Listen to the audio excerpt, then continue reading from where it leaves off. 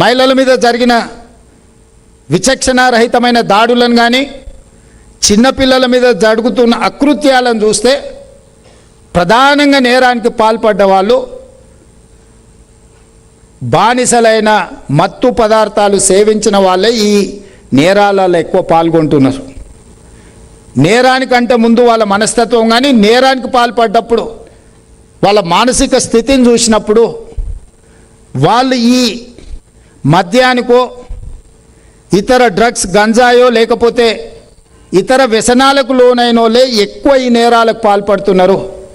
ముఖ్యంగా మహిళల మీద జరిగే దాడులను విశ్లేషించినప్పుడు 80% పైగా మత్తుకు బానిసలైన వాళ్ళే మహిళల మీద ఎక్కువ దాడులు చేస్తున్నారు, చిన్నపిల్లల మీద దాడులు చేస్తున్నారు. ఈ సమాజంలో మహిళలకు రక్షణ కల్పించాలంటే డైరెక్ట్గా ఉమెన్ ప్రొటెక్షన్ కాదు, we have to focus on drugs and other ఈ వ్యసనాలు ఏవైతున్నాయో వాటి మీద దృష్టి పెట్టాలి.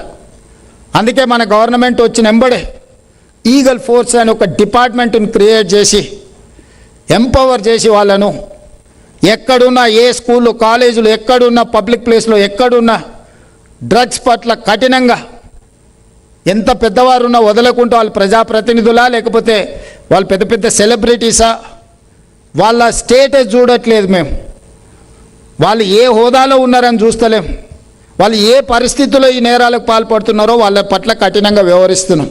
ఈ మధ్యకాలంలో మీకు తెలుసు కొంతమంది ప్రజాప్రతినిధులను కూడా అరెస్ట్ చేసి జైలుకు పంపించిన, ప్రముఖులను కూడా అరెస్ట్ చేయడం జరిగింది. ఇందులో ఎవ్వరికి మినహాయింపు లేదు. ముఖ్యంగా నేను పీస్ కమిటీ సభ్యులను నేను అడుగుతున్న, ఒకప్పుడు మత సామరస్యాన్ని కాపాడడానికి మీరు చాలా కీలకమైన బాధ్యత పోషించారు. ఈరోజు ఈ సమాజమే ఒక ప్రమాదానికి గురయ్యే ప్రమాదం ఉంది.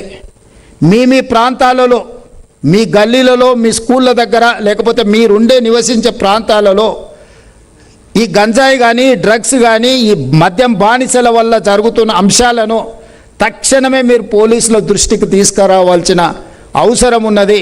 సమన్వయ కమిటీలను నేను డీజీపీ గారికి కమిషనర్ గారికి నేను సూచన చేస్తున్నా, ఈ పీస్ కమిటీ ఫోర్స్ని ఈ డ్రగ్స్ రిలేట్ దాంట్లో ఈ సామాజిక బాధ్యతలో వాళ్ళని భాగస్వాములు చేయండి, విస్తరించండి. మత కలహాలు ఉన్నప్పుడు వీళ్ళ అవసరం చాలా ఎక్కువ ఉండే. ఈరోజు వాళ్ళ ప్రయత్నం వల్ల మత కలహాలు తగ్గిపోయిన తర్వాత వాళ్ళకి చేతి నిండా పని లేకుండా పోయింది. వాళ్ళని ఇన్వాల్వ్ చేయండి, సిస్టంలో ఎవాల్వ్ చేయండి. వాళ్ళ గల్లీలో ఎవడైనా గంజాయి అమ్మితే మీకు ఒక ఇన్ఫర్మేషన్, కౌన్సిలింగ్ చేయడానికి ఆ గల్లీలోనో ఆ బస్తీలోనో లేకపోతే ఆ కాలనీల్లో ఆ అపార్ట్మెంట్ అసోసియేషన్లోనో ఇదొక సబ్జెక్ట్ కింద పెట్టండి. మొన్న నేను గవర్నర్ గారి దగ్గరికి వెళ్ళినప్పుడు స్కూల్ అడ్మిషన్లని అప్లికేషన్లో ఒక కాలం పెట్టమన్నారు. వాళ్ళ అండర్టేకింగ్ లాగా నేను డ్రగ్స్ కానీ ఏ రకమైన ఇట్లాంటివి నేను అబ్యూజ్ చేయను అని. సో నేను క్లియర్గా ప్రభుత్వానికి అధికారులకు ఆదేశాలు ఇచ్చిన, ఈరోజు రేపటి భవిష్యత్తులో గవర్నమెంట్ కానీ ప్రైవేట్ స్కూల్స్ కానీ ఒక కాలం కింద ఖచ్చితంగా వాళ్ళు అండర్టేకింగ్ ఇవ్వాలి. We're not going to abuse any drugs or any synthetic drugs or anything. అదొక కాలం పెట్టుకోవాల్సిన అవసరం ఉన్నది. సెల్ఫ్ డిక్లరేషన్లో వీటన్నిటిని తీసుకొని రావాలి. మనం చర్చ చేయకుంటుంటే సమస్య లేదని అనుకోకండి. కొన్ని అంశాలు మనం ఏమనుకుంటాం అంటే చర్చిస్తే బాగుండదేమో, దీని మీద మనం చర్చ చేస్తే సమాజం ఏమనుకుంటుందని. చర్చించనంత మాత్రాన సమస్య పరిష్కారం అయితే సమస్య లేదని మీరు భావించకండి. ఈరోజు మాట్లాడాల్సిన పరిస్థితి వచ్చింది. ఒకప్పుడు మహిళల మీద జరిగే దాడులు గృహహింస కిందనో కుటుంబ హింస కిందనో ఇంట్లోనే ఒక పరిధిలో ఉండేది. ఈరోజు కొంచెం ఓపెనపై మాట్లాడే పరిస్థితి వచ్చింది, సిస్టమ్ వాళ్ళకు నిలబడే పరిస్థితి వచ్చింది.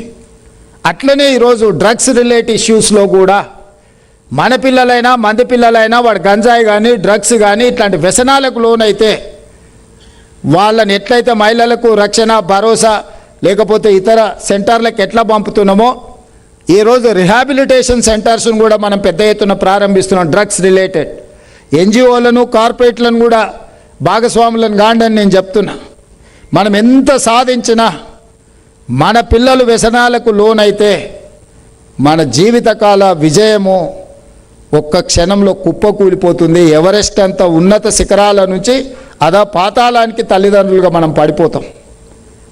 ఈ బాధ్యతను ఎప్పుడైతే మనం నిర్వహించలేదో ఈ సమాజానికి మనము అన్యాయం చేసిన వాళ్ళం అవుతామో. దయచేసి ఇక్కడ ఉన్న నగర ప్రముఖులందరికీ నా విజ్ఞప్తి ఒక్కటే,